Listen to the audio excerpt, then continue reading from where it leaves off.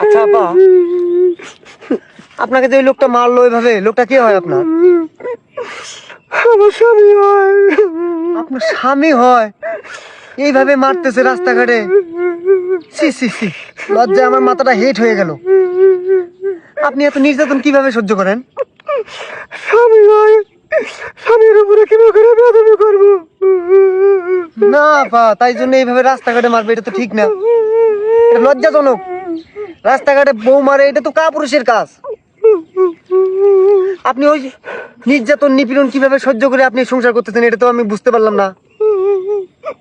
হ্যাঁ, দাদু আমি কোনো আপনি ও সংসার ত্যাগ করেন, ও সংসার করেন না, ওকে একটা উচিত শিক্ষা দিয়ে দেন। আপনার বাবার বাড়ি চলে যান। বাবার বাড়িও তো নাই, আমি এতিম, বাপ নাই, মাও নাই, আত্মীয় স্বজন নাই যে তখন বাড়িতে আসবো। আরে আপা, আপনি ইতিম, খুব কষ্ট পেলাম। এই জন্য মনে হয় নির্যাতন বেশি করে। শালা একদম ছোট লোক। তা আপনি একটা কাজ করতে পারেন না? ঢাকা চলে যান, ঢাকা যায় গার্মেন্টস করে স্বাবলম্বী হন, আপনার টাকা পয়সা হোক, তখন আপনার দেখবেন যে দাম হয়েছে অনেক, তখন গায়ে হাত দিবে না। আপনার স্বামীর কাছে যদি ফিরেও আসেন, সেই আপনার স্বামী আপনার কাছে যাবে, ফিরে আসা লাগবে না।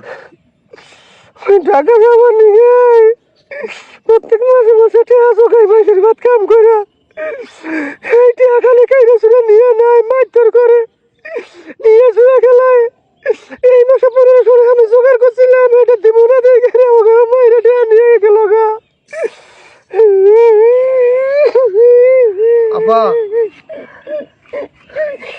আপনার মতো এত সুন্দর একটা সুন্দরী মেয়ে বিয়ে করছে, ওর যে চেহারা দেখলাম বগের মতো চেহারা, এই মানুষটাকে এভাবে নির্যাতন করেছি, লজ্জাজনক ব্যাপার।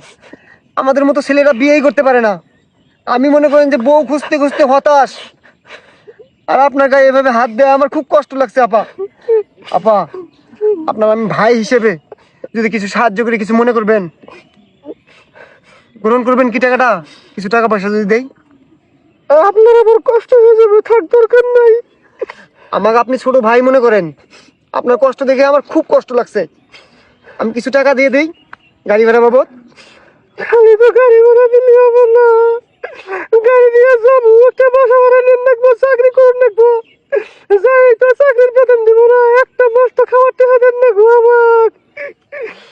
আপা, টাকা পয়সা ব্যাপার না, আমাকে আল্লাহ অনেক দিছে, বুঝছেন? আমি আপনাকে 1 মাস চলার মতো কিছু টাকা পয়সা দিয়ে দিতেছি।